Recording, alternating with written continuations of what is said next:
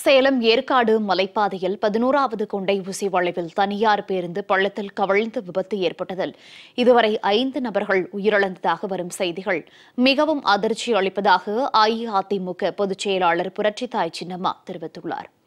இந்த விபத்தில் பலத்த காயமடைந்து மருத்துவமனையில் தீவிர சிகிச்சையில் இருப்பவர்கள் விரைவில் பூரண குணமடைய வேண்டும் என ஆண்டவனை வேண்டுவதாக சின்னம்மா குறிப்பிட்டுள்ளார்.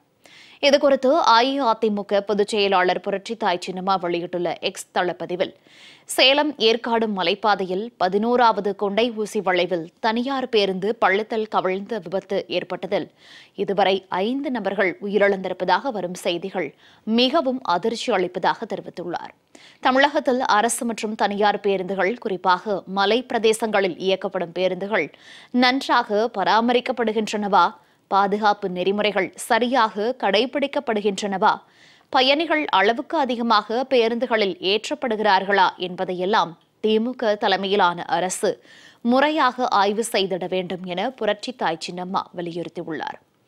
இதன் மூலம் தேவையற்ற மனித உயிரிழப்புகளை கண்டிப்பாக தடுக்க முடியும் என்றும், மனித உயிர்கள் விலை மதிப்பற்றது, போன உயிர்களை யாராலும் மீண்டும் கொண்டுவர முடியாது என குறிப்பிட்டுள்ள புரட்சித்தாய் சின்னம்மா, எனவே ஓட்டுநர்கள் தங்கள் பொறுப்பை உணர்ந்து மிகுந்த எச்சரிக்கையுடனும் கவனமுடனும் வாகனங்களை இயக்க வேண்டும் என கேட்டுக் கொண்டுள்ளார். இந்த விபத்தில் உயிரிழந்தவர்களின் குடும்பத்தினர்களுக்கும் நண்பர்களுக்கும் தனது ஆழ்ந்த இரங்கலையும் அனுதாபத்தையும் புரட்சித்தாய் சின்னம்மா தெரிவித்துக் கொண்டுள்ளார். அன்னார்களது ஆன்மாக்கள் இறைவன் திருவடி நிழலில் இளைப்பாற எல்லாம் வல்ல ஆண்டவனை வேண்டுவதாகவும் புரட்சித்தாய் சின்னம்மா தெரிவித்துள்ளார்.